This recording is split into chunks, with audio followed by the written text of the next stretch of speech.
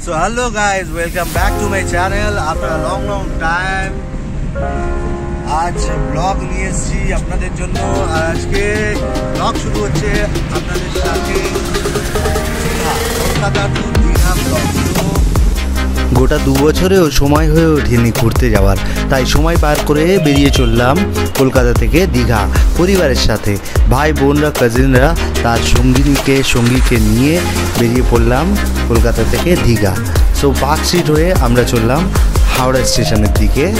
আর এই Eden gardens দেখতে দেখতে বেশ মনোরম পরিবেশ, ছোট ছোট গাছপালা, হাওয়া খেতে খেতে আমরা হাওড়ার দিকে চললাম সবাই মিলে। তো গাড়িতে দেখতেই পাচ্ছেন আমার ওয়াইফ অ্যান্ড আমার বোন, আর সাথে আমি টুকটাক কথাবার্তা বলতে বলতে ব্লগিং করতে করতে এগিয়ে চলেছি। তবে হাওড়া ব্রিজ সকালবেলা মনোরম লাগছিল, কারণ পরিষ্কার আকাশে হাওড়া ব্রিজটা যেন খেলছিল। তো হাওড়া ব্রিজের নিচে দিয়ে যাওয়ার যে মুহূর্ত, একটা অন্যরকম ফিলিংস দিচ্ছিল সকালবেলা। তারপরেও মনে কাজ হচ্ছিল যত তাড়াতাড়ি হাওড়া স্টেশন ঢুকি ততই ভালো, কারণ ট্রেনের টাইম ছিল 6:50। তো আমরা বাড়ি থেকে বেরিয়েছিলাম 6:10। তো তুপসিয়া থেকে আমরা বেরিয়েছি, আর হাওড়া স্টেশন যত তাড়াতাড়ি পৌঁছাই ততই ভালো মনে হচ্ছিল সকালবেলা, কারণ জার্নি প্রচণ্ড হ্যাকটিক ছিল।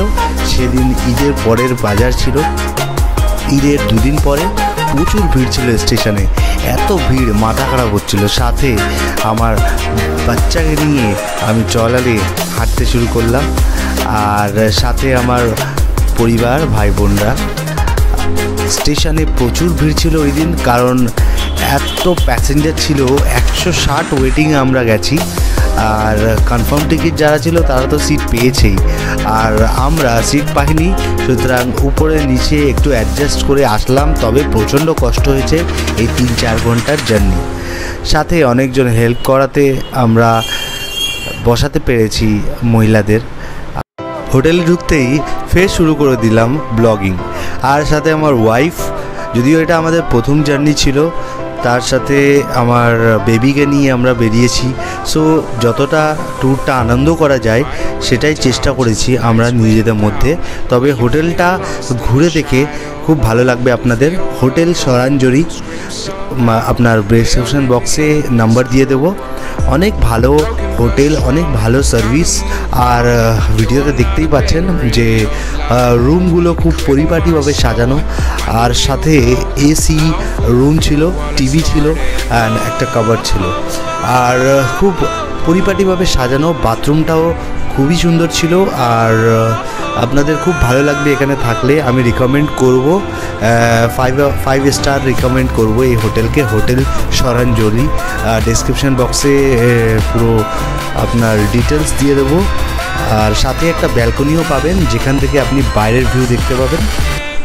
আর বাইরের ভিউতে আপনি অমরাবতী পার্ক দেখতে পাবেন। আর অমরাবতী পার্কের খুবই কাছে এই হোটেলটা। আর হোটেল থেকে আপনাকে বিচে যেতে সময় লাগবে 5 থেকে 6 মিনিট পায়ে হেঁটে। তবে প্রচণ্ড রোদ ছিল, যার জন্য আমরা টোটো করে যাওয়া আসা করেছি।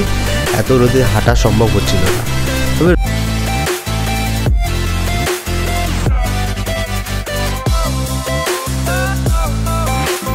অবশেষে সকাল থেকে অপেক্ষার পরে খাওয়ার সময় পেলাম আমরা। তো এখন বাজে কটা বাজছে? প্রায় 2:30টা। খাওয়ার সময় পেলাম। ব্রেকফাস্টও হয়নি ভালোভাবে। ট্রেনেও প্রচুর পরিমাণে মানে ম্যাসাকার ভিড়। এত ভিড় আমি দেখিনি ভাই। রিজার্ভেশনে থাকার পরেও খুব খারাপভাবে আসতে হয়েছে। এর থেকে খারাপ সার্ভিস হয় না। আর বলে যাবে না, বাকিটা গল্প। ঠিক আছে, এখন আমরা খেতে। আর এখানে থালি সিস্টেমে রেস্টুরেন্ট আছে, থালি সিস্টেমে খাবার দিচ্ছে। তো আমরা অর্ডার দিয়েছি, দেখি টেস্ট কেমন হয়, কেমন খেতে লাগে। ঠিক আছে, সবাই খাওয়ার জন্যই বসে। খাওয়ার পরে দেখা যাবে সমুদ্রের দিকে একটু ভ্রমণ করতে যাবো সবাই। ঠিক আছে, তুমি রেডি তো নাকি? আচ্ছা, আর কিছু অ্যাক্টিভিটিস করবে?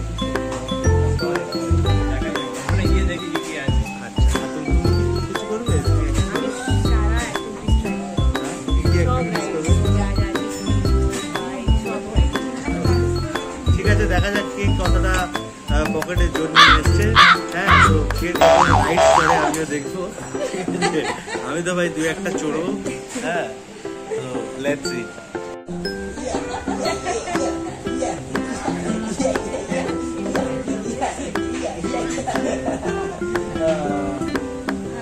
সবাই যে যার মতন এনজয় করার চেষ্টা করছে।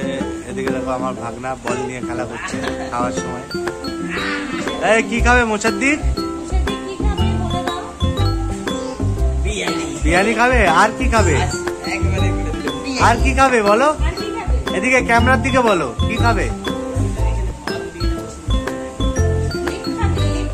Egg egg. তুমি কি কি রাইডস চড়বে?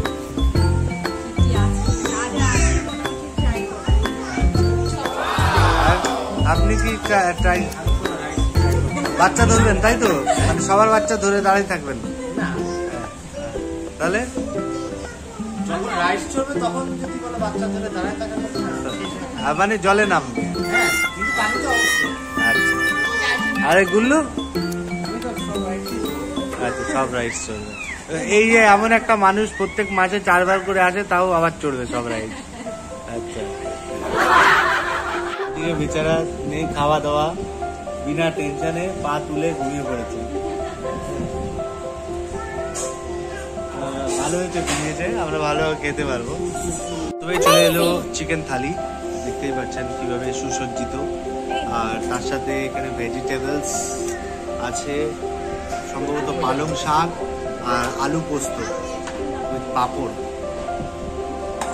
আর একটা থালি এসছে সুসজ্জিত, দেখতেই পাচ্ছেন।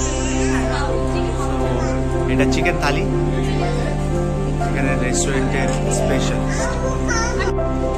অবশেষে ফিশ থালিও এসে গেল। ফিশ থালি ট্রাই করেছি। ফিশ থালির সঙ্গে সম্ভবত এখানে আলু পোস্ত আর সাথে তোমার হচ্ছে পালং শাক সম্ভবত। আর সবার কাছেই বড় বড় থালি চলে এসছে, বেশ দেখতে ভালোই লাগছে থালি। আর সবাই অনেক খিদেতে পড়ছে সকাল থেকে। সো থালি দেখে রিয়াকশনটা বলো।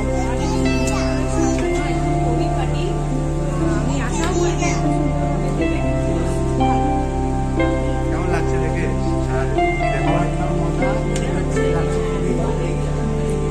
খাওয়া শুরু করা যাবে।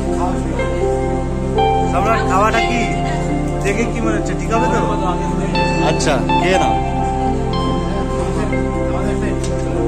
তো আমরা হোটেল থেকে রওনা দিয়ে দিলাম দুজন মিলে। আর সাথে যারা এসেছিলো তারাও আছে, তারা আগে আগে যাচ্ছে, আমরা পিছনে যাচ্ছি। আর যেহেতু বেবি আছে সাথে, তো বেবি স্ট্রলার নিয়ে আস্তে আস্তে দুজন গুটি গুটি পায়ে সমুদ্রের দিকে যাচ্ছি। আর তার সাথে সাথে একটা এক্সাইটমেন্ট কাজ করছে। আর সবাই একই চিন্তায় আছে যে সবার তো বেবি আছে, সমুদ্রে নেমে কীভাবে এনজয় করবে বেবিকে নিয়ে, এটা একটা কোশ্চেনের বিষয় ছিল। আমাদের হোটেলের পাশ থেকে আস্তে আস্তে পাশে অমরাবতী পার্ক পড়ে। অমরাবতী পার্ক খুবই সুন্দর একটা পার্ক। আপনারা এই হোটেলে থেকে অমরাবতী পার্কটা এক্সপ্লোর করতে পারেন। যদিও আমাদের দীঘার নেক্সট ব্লগে অমরাবতী পার্কে কী কী আছে দেখানো হবে। সাথে থাকুন, সঙ্গে থাকুন, ভিডিও দেখতে থাকুন, আর লাইক অ্যান্ড সাবস্ক্রাইব অবশ্যই করুন। চলে এসছি সবাই স্নান করতে। আর এই বাচ্চা নিয়ে কি স্নান করবো বুঝে পাচ্ছি না। হ্যাঁ, তো এখন আইডিয়া খারাপ হবে কীভাবে করা যায়। এখানে প্রচুর ক্রাউড, কারণ ঈদের মরশুম চলছে। আর ব্যাক সাইডে দেখাচ্ছি কত ক্রাউড এখানে। সমুদ্রে পৌঁছে দেখলাম মোটামুটি ভালোই ভিড় জমে আছে। তবে যদিও দুপুরবেলা ছিল আমরা যখন গেছি, সো দুপুরে আমরা চান করতে এসেছি একটু বিকাল বিকাল, মানে দুপুর না, 2টো থেকে 3টের মধ্যে আমরা এসেছি এখানে, লাঞ্চ করে এসেছি। প্রথম দিন তো সময় হচ্ছিল না, সো আমরা চান করতে নামবো। আর বড় ডিল ছিল আমাদের সামনে, আমাদের বেবি, যে বেবিকে কে রাখবে আর কে নামবে। যদিও সবাই কাপল গেছে, তো আমাদেরকে একটু অ্যাডজাস্ট করতে হতো। সো সারাদিন খুব এনজয় করার পরে একটু লম্বা ঘুম হলো। বাজে এখন 7:30, 8:45। আর অনেক লেট হয়ে গেছে, যেতে হবে ওল্ড দীঘা। তো ওল্ড দীঘায় কী কী করা যায়, এখন যাই, গিয়ে দেখি কী কী আছে।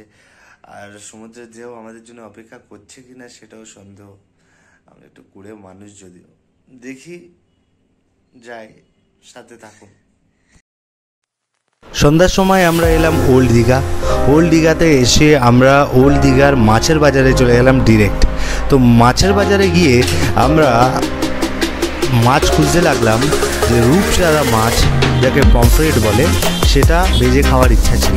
তো কত করে কিলো একটু এক্সপ্লোর করলাম, আর বাকি মাছগুলোও দেখলাম কী কী মাছ আছে। আমাদের কেনা ছিল যদিও রূপচাঁদা মাছ, কারণ ওই রূপচাঁদা মাছ কড়া করে ভেজে খেতে আমার খুব ভালো লাগে। সো লাস্ট যখন দীঘা এসেছিলাম ওই স্বাদটা নিয়েই ফিরেছিলাম।